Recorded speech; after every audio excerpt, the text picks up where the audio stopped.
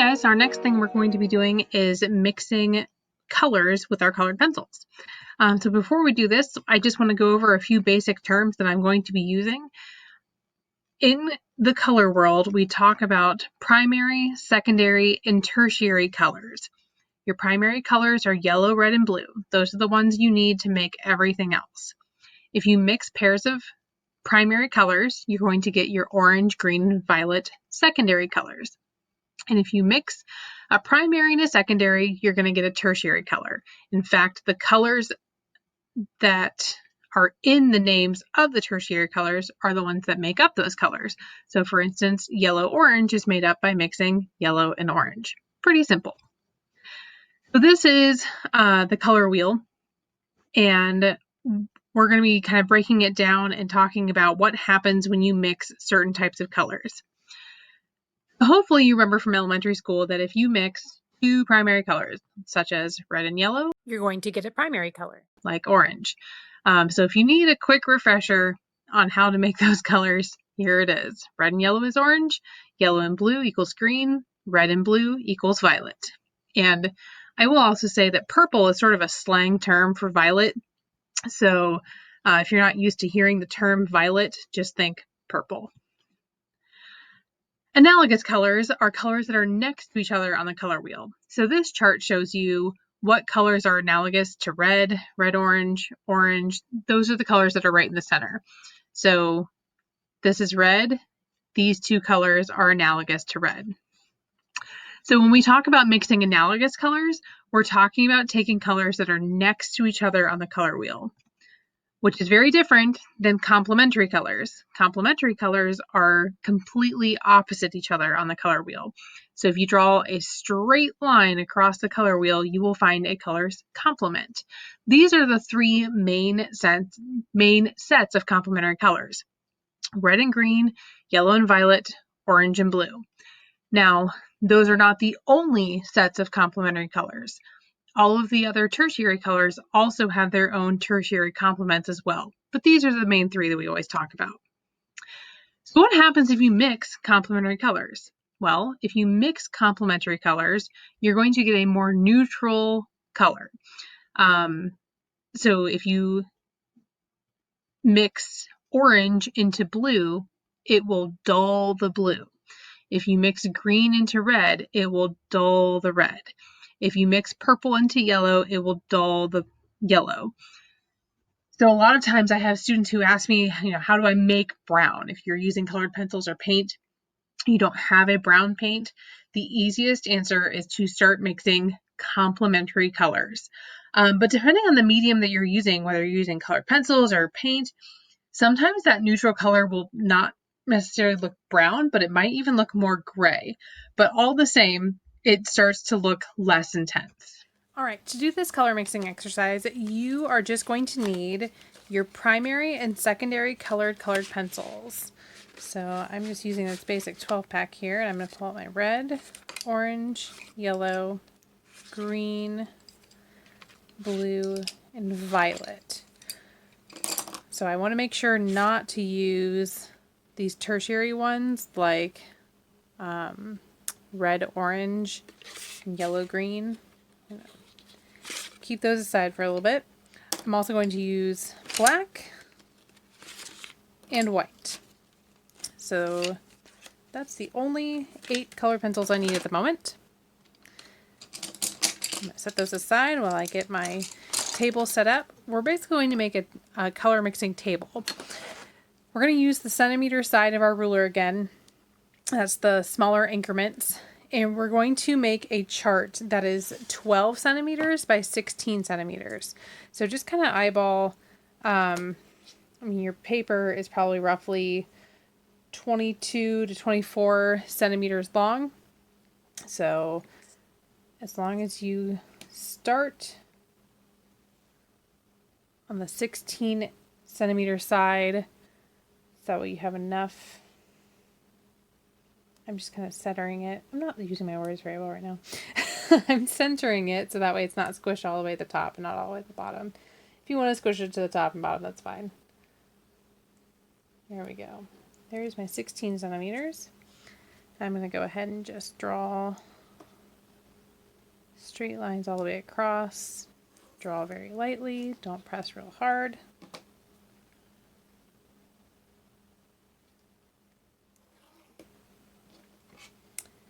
And let's see here. I'm going to go ahead and just mark every 2 centimeters between those 2 lines.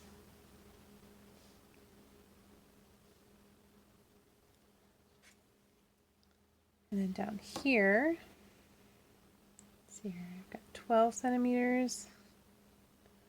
Again, I'm just going to kind of eyeball it so that way it's not totally squished over to the side. If you want to squish it over to the side, that's fine. I lied. I'm actually going to go all the way to the right here so that way I avoid the little holes right there. Again, marking every 2 centimeters, like so. Alright, so this will be the very edge of my chart. And now I'm going to go ahead and fill in the rest of my grid by just drawing straight lines across here.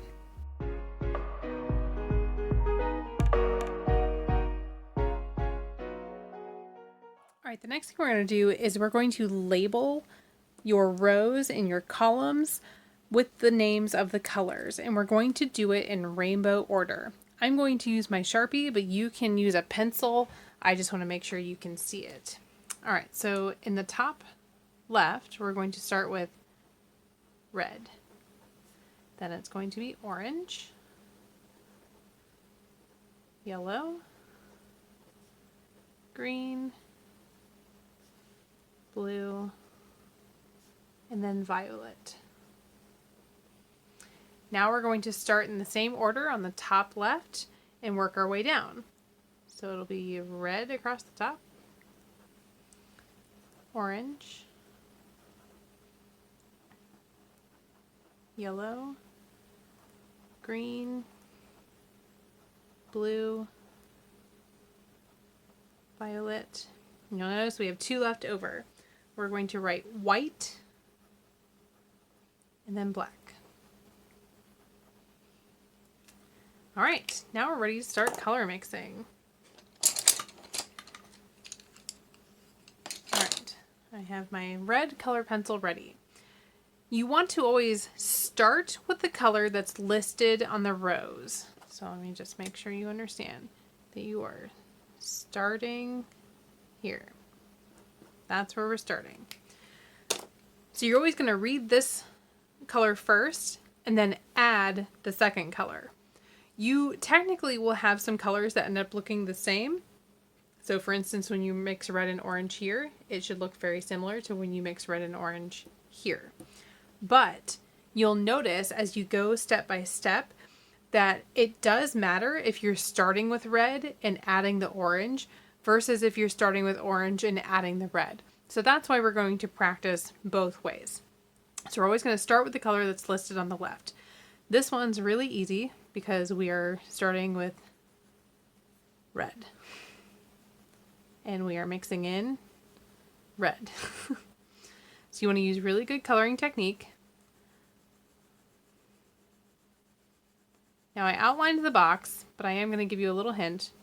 It's fine if you go over the edge because this box is also going to be red. Now I know what you're thinking. Well, can't I just color in the whole row?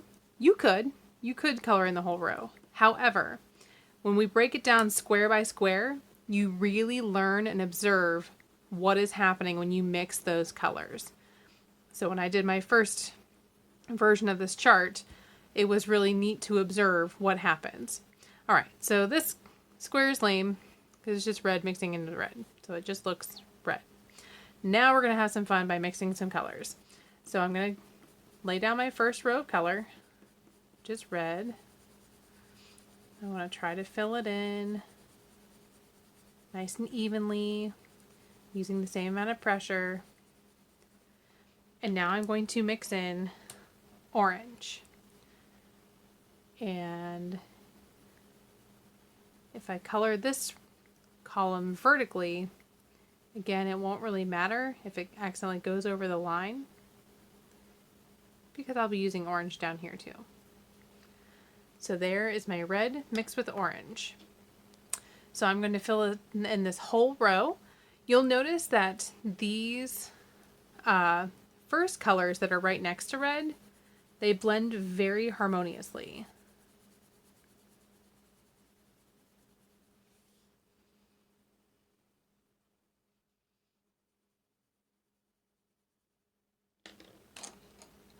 Because these are analogous colors.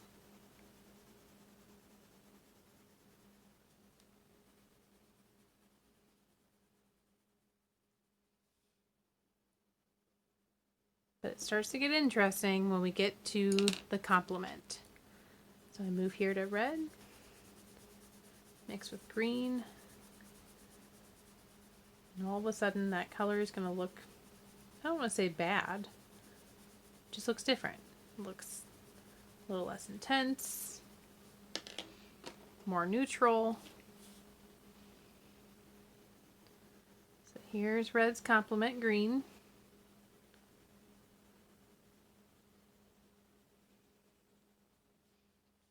And because we're using colored pencils, you still see little flecks of individual hues, like the red and the green, if you were to look really close. But your eye sort of mixes it together to make more of a neutral burgundy type of deal. Should go back and see how much some more red on there. Boom. So then the next colors that we mix with red are also analogous to red. Just on the other side of the color wheel. Because red and blue, if you'll remember, they make up violet.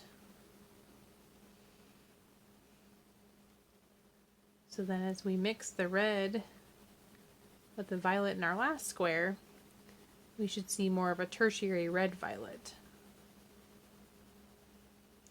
These are just good things to remember, because if you ever, are without a certain color in your colored pencils or whatever it is you're using, when you understand how to mix colors, you don't really have to worry too much about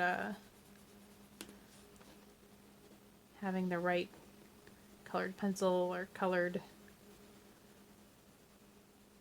paint on hand, because you can mix it and you can make it happen. If you're using Crayola markers or Crayola colored pencils, I will warn you that blue and violet look very similar. So you might always want to double check the actual label that you're seeing on your pencil.